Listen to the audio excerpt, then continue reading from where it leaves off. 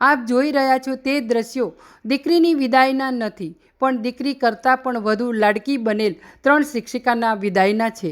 વાત છે પઠામણા શાળાની કે જે 3 શિક્ષિકાની બદલી થતાં શાળામાંથી વિદાય લેતી વખતે શાળા પરિવાર શિક્ષકો સાથે વાલીઓ આંખના આંસુ રોકી ન શક્યા, તો બીજી તરફ બાળકો તો જાણે પોતાની માને વળગી પડે એમ 3 શિક્ષિકાને મળીને રડી રહ્યા છે. આ દ્રશ્યો કંઈ એમના એમ નહીં જ બન્યા હોય. કાલે અમારી સ્કૂલમાં વિદાય કાર્યક્રમ હતો, તે અમને ખૂબ જ, નેહાબેન અમારે અંગ્રેજી વિષય રહેતા અને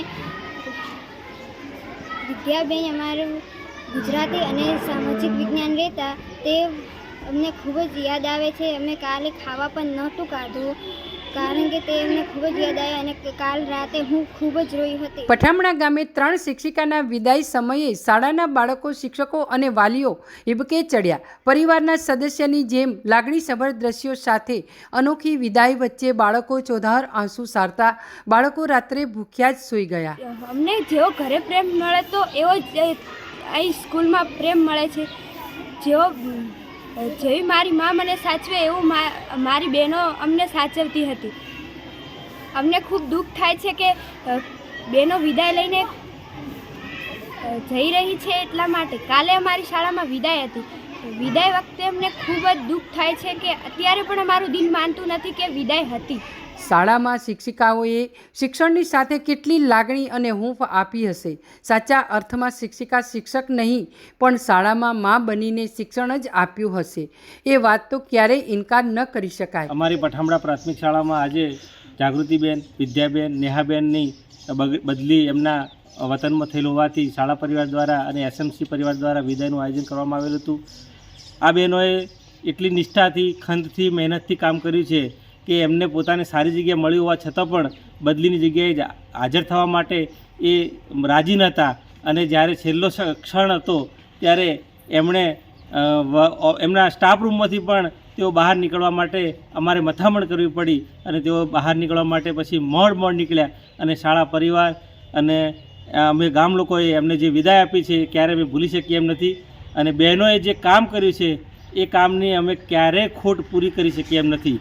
એટલે આવી બહેનો દરેકને મળે એ જ અમારી ખૂબ ખૂબ પ્રાર્થના છે. પઠામણા શાળામાં જાગૃતિબેન પંડ્યા, નેહાબેન પટેલ, વિદ્યાબેન પરમાર દસકો પસાર શાળામાં કરી દીધો હતો. શાળામાં ટોટલ સંખ્યામાં 60% સંખ્યા દીકરીઓની છે. આ બહેનોને આભારી છે. પછાત ગણાતા ગામમાં આટલી મોટી સંખ્યા દીકરીની હોય એ કંઈ નાની મોટી વાત નથી.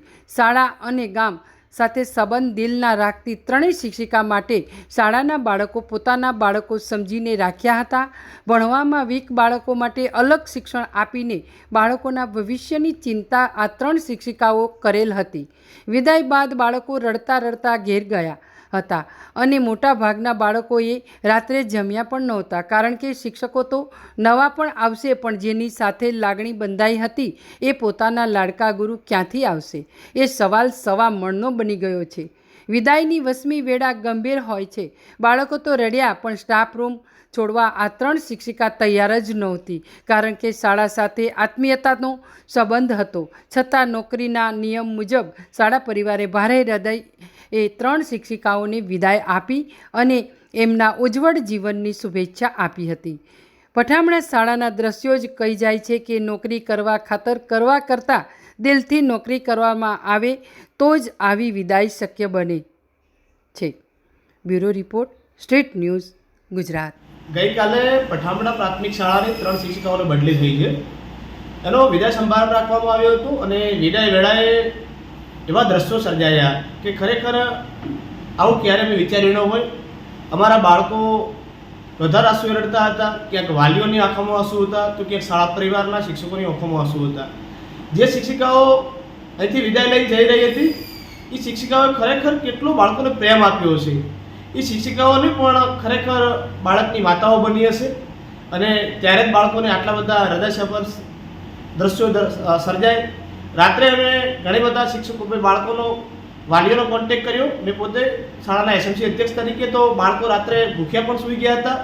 આજે શાળાની સવારે મુલાકાત લેતા કેટલાક બાળકો બિલકુલ નિરાશાજનક જોવા મળ્યા હતા. મેં બાળકોને આશ્વાસન પણ આપ્યું છે કે આપણે નવા શિક્ષકો આવશે અને સરકારે જે કંઈ નીતિ નિયમો હોય એ પ્રમાણે એમની બદલી થઈ છે.